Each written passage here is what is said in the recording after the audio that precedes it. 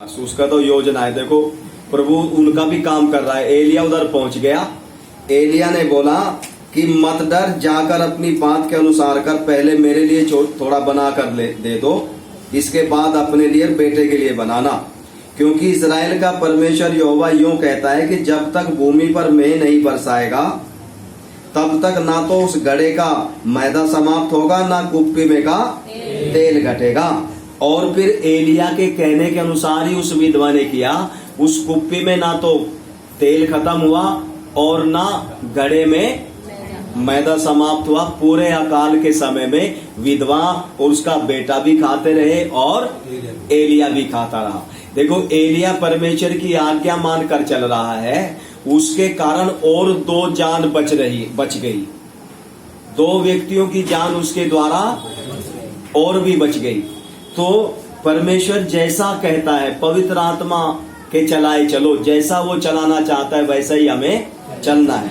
लेकिन इधर एक पॉइंट और मैं थोड़ा स्किप हो गया। इधर जो 7 में हमने पढ़ा, पहला राजा 17 का 7 में, जब नाला सूख गया तो एलिया वहीं पर बैठा है। यहां आती है देखो प्रॉब्लम, ये एक समस्या वाली बात है। इसको थोड़ा समझने के लिए हम एक और वचन पढ़ेंगे, निर्गमन 15 अध्याय में।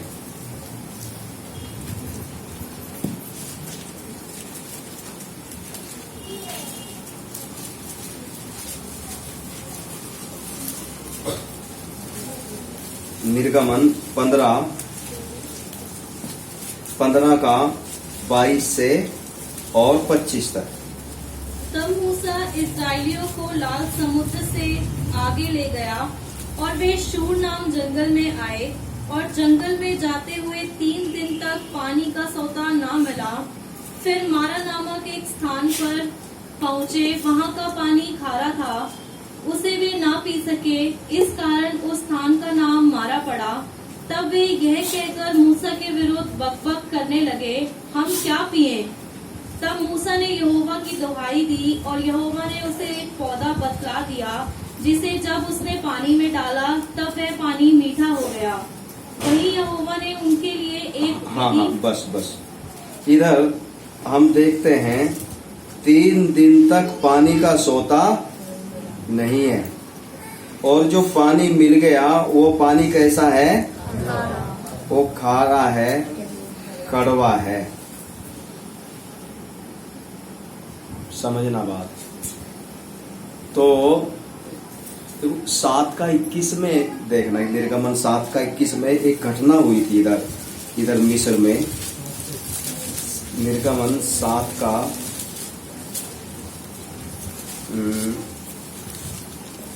7 का ये पढ़ना, 21 से पढ़ना। और नील नदी में जो मछलियां थी वे मर गई, और नदी से दुर्गंध आने लगी, और मिस्री लोग नदी का पानी न पी सके, और सारे मिस्र देश में लहू हो गया। तब मिस्र के जादूगरों ने भी अपने तंत्र मंत्रों से वैसा ही किया, तो भी फिरौन का मन हठीला हो गया, और यहोवा के कहने के अनुसार उसने मूसा और हारून की ना मानी। फिरौन ने इस पर भी ध्यान न दिया और मुंह फेर के अपने घर चला गया।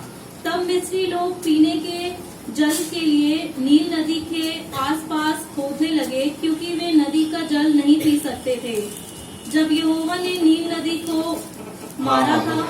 हाँ, तो इधर देखो नील नदी का पानी भी क्या हो गया? लहू बन गया। मछलियां भी जो नील नदी में थी वो भी मर गई। मिस्र देश में सब जगह जो पानी रखा था, उनके घरों में भी, जल पात्रों में, और घर में मटके में, घर में सुराही में जो पानी रखा था, पीने के बर्तन में जो पानी रखा था, घरों में, ऊपर टैंक में नहाने का, सब पानी मिस्र में क्या बन गया? लहू बन गया। पी नहीं सकते, नहा धो नहीं सकते, बड़ी परेशानी है। तो मिस्र के लोगों ने नील नदी के आसपास गड्ढे खोदे थे पीने के जल के लिए। नील नदी के पास खोदने लगे, क्योंकि वो नील नदी का पानी नहीं पी सकते थे। आप समझ रहे हैं ना? नदी के पास गड्ढे खोदकर पानी मिल गया उनको। तो ऐसी परिस्थिति इधर है मारा के पानी के पास। तो परमेश्वर को मालूम है, मूसा को पता है, नील वहां पर ऐसे किया था मिस्र में, इन इस्राएलियों को मालूम है। तो ये भी इस मारा के पानी जो कड़वा है उसके आसपास में चारों ओर गड्ढे खोदकर पीने का पानी निकाल सकते हैं। अब मेरी बात समझ रहे हैं ना? नहीं समझ में आई? शेफाली जी को समझ में नहीं आई? क्या समझ में आया? वो जो नील नदी के आसपास जो गड्ढे खोदने लगे थे वो वहाँ भी खोद सकते थे। वहां भी खोद सकते थे कि यहाँ से ये कड़वा पानी है, ऐसे खोद लो तो पानी पीने के लिए निकल आएगा, सही पी सकते हैं हम। इन्हें पता है, पहले अनुभव है इनको अभ्यास है, इनको तजुर्बा है, अनुभव है। तो परमेश्वर ये टेस्ट करता है कि ये अब क्या करेंगे।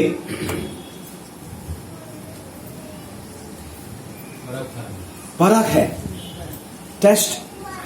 3 दिन हो गए,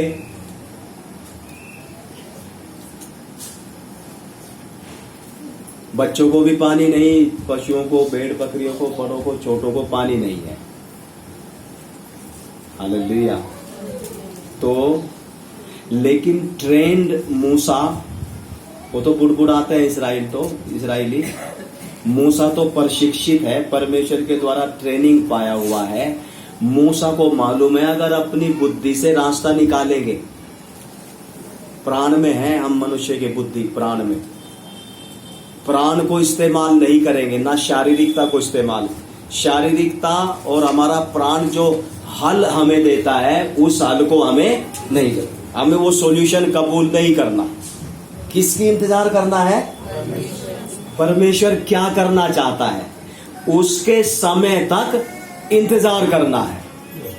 यहां पर आकर के फेल हो जाते हैं कितनी बार। परमेश्वर के द्वारा रास्ता बनने तक इंतजार नहीं है, धीरज नहीं है। परमेश्वर के द्वारा मार्ग खोलने से पहले ही खुद ही इंतजाम कर लेते हैं, खुद ही कुएं खोद देते हैं। इसलिए पतन हो जाता है, इसलिए हार जाते हैं। और जब हार जाते हैं, देखो घाटा समझना आप बात।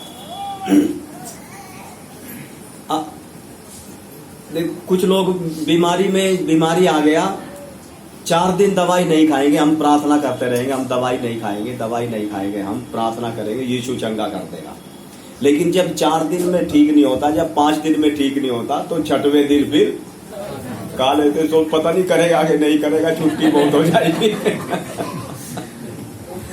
बहुत छुट्टी हो जाएगी कितने मेडिकल देंगे। हालेलुया। देखो, इसलिए खुद इंतजाम निकालते हैं, खुद बुद्धि का सहारा लेकर चलते हैं। घाटा क्या है? देखो, इसकी गंभीरता समझना,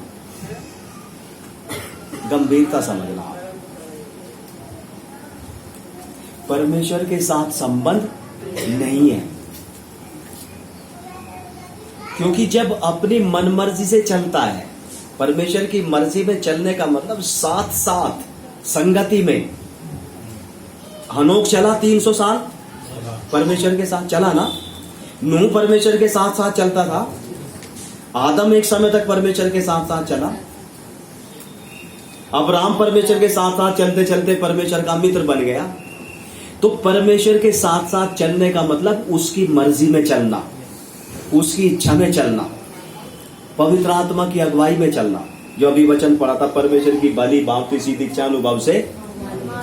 परमेश्वर के साथ बहुतों का संगति नहीं है, संबंध नहीं है, अंधियारे में चलते हैं, कंफ्यूज, कोई रास्ता नजर। बोलते तो जैसे पहला यूहन्ना में लिखा है ना, बोलते तो है कि उसके साथ हमारी सहभागिता है, और फिर भी अंधियारे में चलते हैं। तो सहभागिता बोलने वाला क्या है? झूठा है। देखना पहला यूहन्ना में ये एक वचन,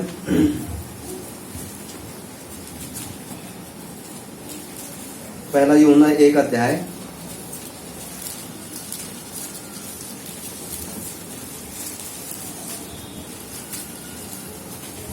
1 का 5 और 6 और 7। जो समाचार हमने उससे सुना और तुम्हें सुनाते हैं वह यह है कि परमेश्वर ज्योति है और उसमें कुछ भी अंधकार नहीं। यदि हम कहें कि उसके साथ हमारी सहभागिता है और फिर अंधकार में चले तो हम झूठे हैं और सत्य पर नहीं चलते। पर यदि जैसा वह ज्योति में है वैसे ही हम भी ज्योति में चले तो एक दूसरे से सहभागिता रखते हैं और उसके पुत्र यीशु का लहू हमें सब पापों से शुद्ध करता है। हाँ, देखो परमेश्वर कौन है? ज्योति है और उसमें कुछ भी अंधकार नहीं। यदि हम कहें कि उसके साथ हमारी सहभागिता है, सहभागिता मतलब उसके साथ हमारा संबंध है। हमारा संबंध किसके साथ है? परमेश्वर के साथ। और यदि फिर अंधकार में चले तो हम झूठे हैं और सत्य पर नहीं चलते। पर यदि जैसा वो ज्योति में है वैसे ही अगर हम भी ज्योति में चले तो एक दूसरे से सहभागिता, उसमें कोई कंफ्यूजन नहीं है। ज्योति है, अंधकार थोड़ा भी नहीं है। तो घाटा क्या है? जब हम अपनी मनमर्जी से चलते हैं और परमेश्वर की आज्ञा है कि हम आत्मा में चले। जब हम आत्मा में नहीं चलते, परमेश्वर की इच्छा के अनुसार नहीं चलते, इसलिए परमेश्वर हमको छोड़ देता है। पवित्र आत्मा शोकित हो जाता है और फिर परमेश्वर से कोई अगुवाई भी नहीं मिलती, कोई डायरेक्शन भी नहीं मिलती। इसलिए कंफ्यूजन रहता है, शक रहता है, निराशा रहती है, चिंता है, दुख है, परेशानी है। कुछ समझ ही नहीं आता कि क्या करे, कुछ पता ही नहीं लगता। कारण क्या है? पवित्र आत्मा को शोकित किया है। अपनी मनमर्जी में चलने के कारण पवित्र आत्मा दूर है, परमेश्वर दूर है, कोई संबंध नहीं है।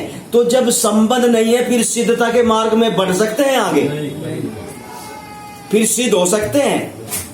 फिर हम अंश अंश करके बदलते जा सकते हैं? नहीं बदलते जा सकते ना। अंश अंश करके तो तभी बदलेंगे ना जब उसके साथ साथ चलेंगे, जब उसके साथ सहभागिता है, जब उसके साथ संगति है, तभी तो बदलेंगे ना अंश अंश करके। तभी तो उसके डील डोल तक बढ़ते बढ़ते जाएंगे। इसलिए आप कितने लोग को आप देखो इब्रानियों में एक वचन पढ़ना, आपका परिचित वचन है। इब्रानियों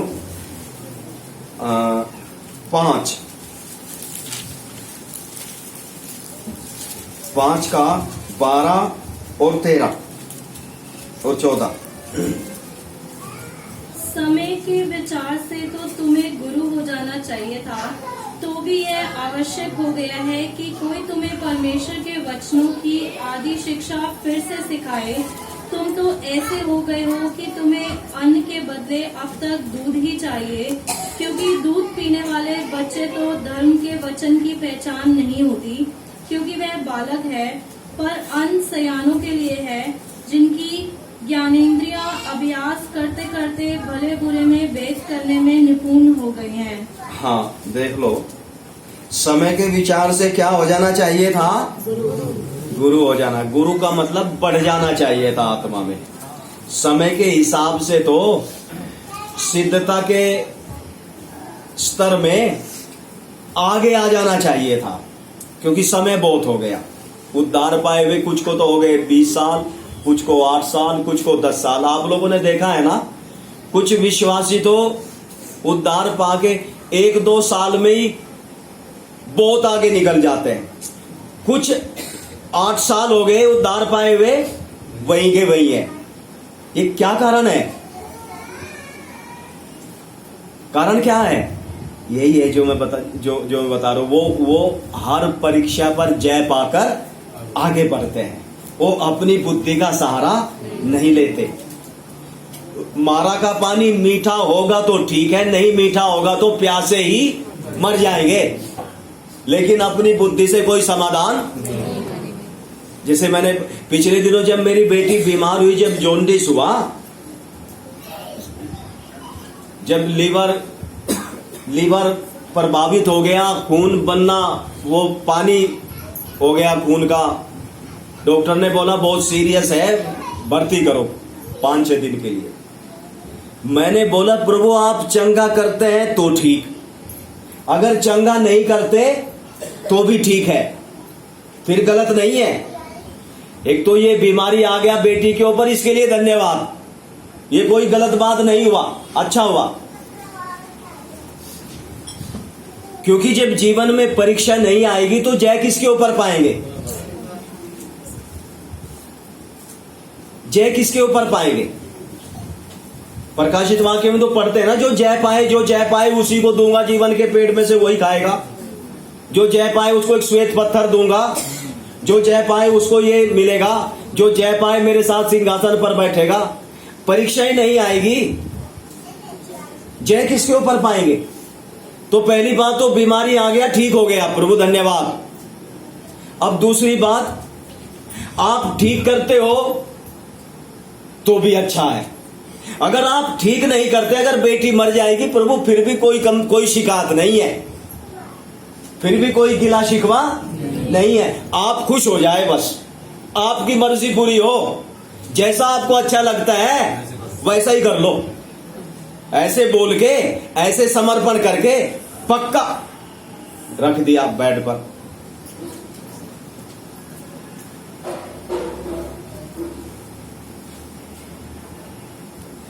इतना कठोर बनना पड़ता है, इतना कठोर बनाना पड़ता है अपने मन को। अब्राहम ने कठोर बनाया था, नहीं बनाया था? है ना? यह बिना कठोर बनाए हुए छुरी चला सकता था? कठोर किया था। जैसा परमेश्वर को पसंद है वैसा करेंगे। एक घाटा होगा, कोई बात नहीं, घाटा उठाएंगे। पौलुस क्या बोलता है? यीशु मसीह की पहचान की उत्तमता के कारण सब बातों को कूड़ा समझता हूं, जिसके लिए मैंने सब वस्तुओं का घाटा उठाया, हानि उठाई, ताकि मसीह यीशु को प्राप्त करूं। मैंने बहुत घाटा उठाया, बहुत हानि उठाई, ताकि मसीह यीशु को प्राप्त करूं। यीशु को प्राप्त करने के लिए क्या करना पड़ता है? नहीं, समर्पण नहीं। पढ़ो फिलिपियो में पढ़ो, ये वचन दे। फिलिपियो 3 अध्याय 3 का 7 और 8।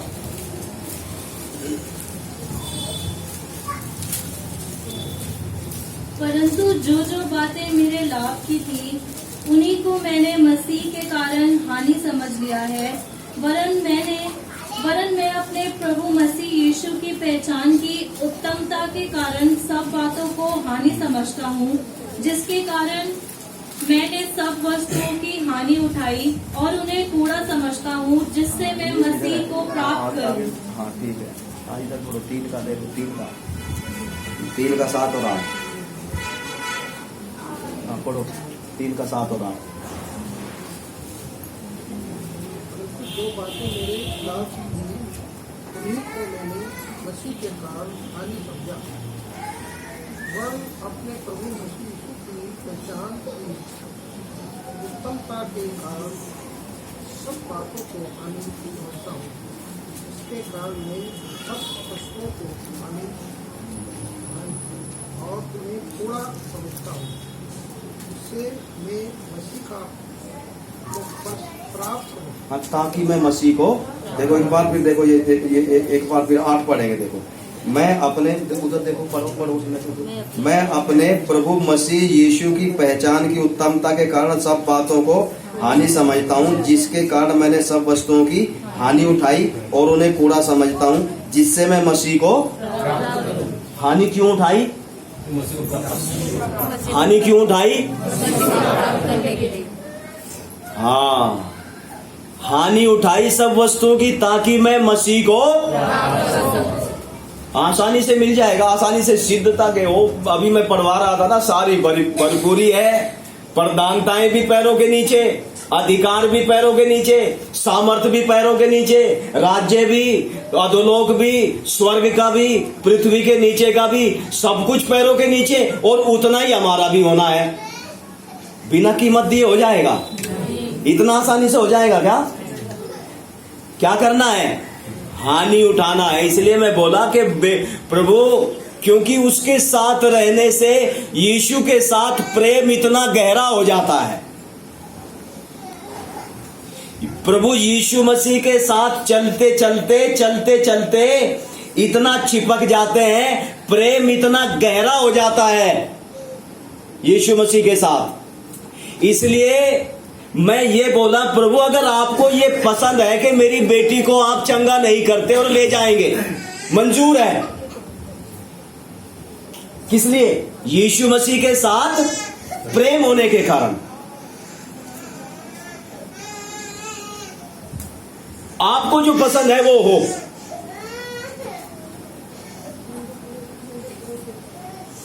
इतना मारना पड़ता है, छुटकारा नहीं चाहिए। छुटकारा देता है तो ठीक है, छुटकारा नहीं देता तो। इसीलिए आप देखो, यीशु मसीह के पीछे चलने वाले संत लोग, यीशु मसीह के पीछे चलने वाले चेले 11, क्या हुआ उनको पृथ्वी पर? कैसे कैसे? थोमा को इधर मद्रास में भाले से मार दिया, भाले से। पतरस को उल्टा लटकाया, याकूब का गर्दन काटा गया, पौलुस का भी गर्दन जब काटा तो 10-15 मीटर दूर चला गया, जब जोर से मारा गर्दन ही कट के दूर चला गया। प्रभु यीशु मसीह के डील डोल तक बढ़ने के लिए मौका तो है, उसके समानता में बन तो सकते हैं, लेकिन उसके लिए हमारा समर्पण गहरा होना है। जैसा पवित्र आत्मा हमको चलाने के लिए बोलता है, उसी के अनुसार चलने के लिए तैयार होना है,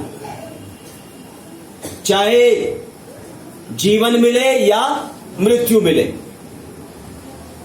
इसीलिए पौलुस बोलता है ना, मेरी हार्दिक लालसा है कि जैसे मसीह की बड़ाई मेरी देह के द्वारा अब तक हुई है, वैसे ही होती रहे, चाहे मैं जीवित रहूं या मर जाऊं।